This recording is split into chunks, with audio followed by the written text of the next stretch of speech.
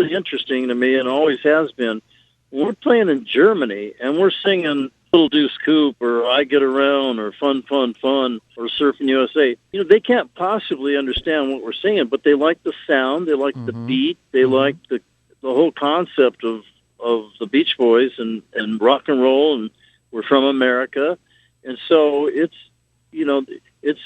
pretty incredible. I mean, we had about 15,000 people or more in Austria outdoors in November 30th when we flew over there to start our European run. And it was, outdoors in the Alps. I mean, it was cold. Wow. My fingers were really, really cold holding the microphone.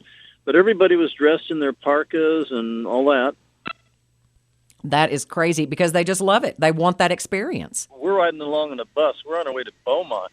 Oh, my goodness. Baton Rouge. Wow. Well, I'm on a tour bus, so, we're subject to the cell service around here. I totally understand. I've got just a couple of more questions if you have a couple of more minutes. Okay. Yes. Now, I know that you collaborated with your cousin Brian Wilson, kind of the mind, guts, and glory, you guys, of the Beach Boys. Do you have a memory that's kind of your funniest memory of your time collaborating with him? I don't know about funniest, but pretty fun stuff. Like we did a show in Salt Lake City, and on the way to the airport, I came up with this idea to do a song about a girl who borrows her dad's car and goes cruising through the hamburger stand rather than the library, like she told the parents, of course. Right. And that resulted in the song "Fun, Fun, Fun," which we close our show with almost every night. Goodness, over 50-year career, and you're not showing any hints of slowing down. In fact, you have an autobiography coming out next year. What is one thing in that book that's going to surprise us? I think we're going to see my perspective, because I haven't really, said my piece. The Beach Boys experience from my perspective. It's mainly been written about Brian or Dennis and his troubles with Charlie Manson or, other things. Yes, but sir. no, this would be my story. Obviously in 50 years, you can't put everything in a book. It'd be about the size of the Encyclopedia Britannica or something.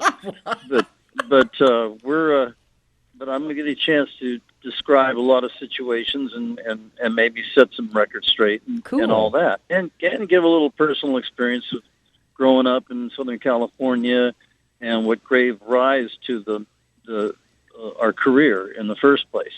Very cool. Now, I want to ask you, John Stamos is going to be joining y'all in Lubbock. How did him playing with the Beach Boys come about? Because I know that's been happening for a lot of years, but, how does that just happen? One of the guys that's with our group, who was with my cousin Brian for about 16 years, but before that he was with us, became friends with John Stamos when he was Blackie on General Hospital. That's how long we've known him. He came out in 1985 to play with us at a Washington Monument, with a few 100,000 people were in attendance. So he's a huge Beach Boy fan and supporter. He was on The View this morning. He was on the Today Show. I think he was on the Tonight Show. Mm-hmm.